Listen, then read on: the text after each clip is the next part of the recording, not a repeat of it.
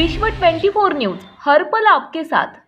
कराडात कोल्हापुरातील संशयिताकडून चोरीच्या 17 दुचाकी जप्त। कराड शहर पोलिसांची कामगिरी। कराड, गोकुळ, शिरगाव, पेठ, वडगाव मधील गुन्हे उघडकीस।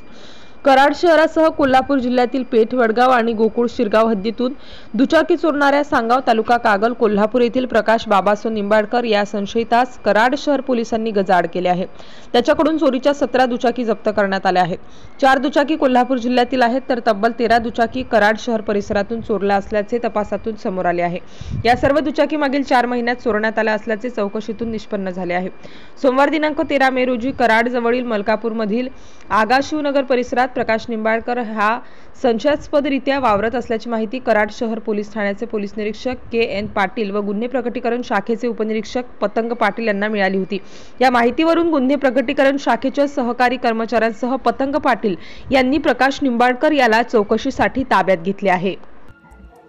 आपल्या कराड शहर पोलीस ठाणे हद्दीतील डीबी पथकानं एक मोठी कारवाई केलेली आहे। त्यामध्ये एकूण 17 मोटरसायकली आतापर्यंत जप्त केलेले आहेत। एक चोरटा आहे, त्याला चोरट्याला पकडण्यासाठी आपल्या पोलीस स्टेशनच्या टीम यांना गोपनीय माहिती मिळाली आणि डीबी टीमला पण गोपनीय माहिती मिळाली। त्यावेळेला आमच्याकडे एक रात्रीचं 2 वाजता एक कॉल आलेला होता। त्या ठिकाणी कॉल अटेंड केला तर त्या ठिकाणी एक चोरटा जागेवरती आम्हाला मिळाला गाडी चोरी करताना। त्यावेळेला गाडी चोरट्याला त्यावेळेला पोलीस स्टेशनला टीम आपली घेऊन आली। त्यानंतर त्याला चौकशी केली असता जवळजवळ त्याच्याकडून 17 मोटरसायकली चोरल्याचं त्याला आतापर्यंत निष्पन्न झालं।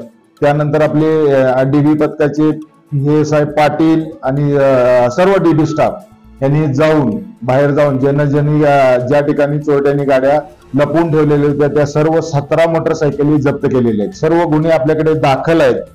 त्यापैकी 13 गुन्हे आमच्या शहर पोलीस स्टेशनचे उघडकीस आलेले आहेत आणि पेठ, वडगाव आणि गोकुळ, शिरगाव पोलीस स्टेशनचे इतर 4 गुन्हे उघडकीस आलेले आहेत। अजून सुद्धा त्याच्याकडून काही गुन्हे उघडकीस येण्याची शक्यता आहे। आमच्या टीमची अशीच कारवाई इथून पुढेही चालूच राहणार आहे। आणि या नागरिकांना माझी विनंती आहे की आपल्याला जर अशी कोणती गोपनीय माहिती मिळाली आणि नागरिकांच्या मदतीमुळेच हा आमचा गुन्हा उघडकीस आलेला आहे आणि नागरिकांनी जर आम्हाला सहकार्य केलं, ज्या वेळेला चोरटे तुम्हाला त्या ठिकाणी मिळतात किंवा माहिती मिळते त्यावेळेला आम्हाला तात्काळ जर माहिती दिली तर आमची टीम आणि आमची डीबी टीम जागेवरती जाऊन त्या आरोपीला पकडेल आणि जे गुन्हे होणार आहे ते इथून पुढेही होणार नाही आणि इथून पुढेही आमची अशीच कारवाई चालू राहणार आहे। नागरिकांनी फक्त दक्ष राहणं गरजेचं आहे अशी माझी नागरिकांना विनंती।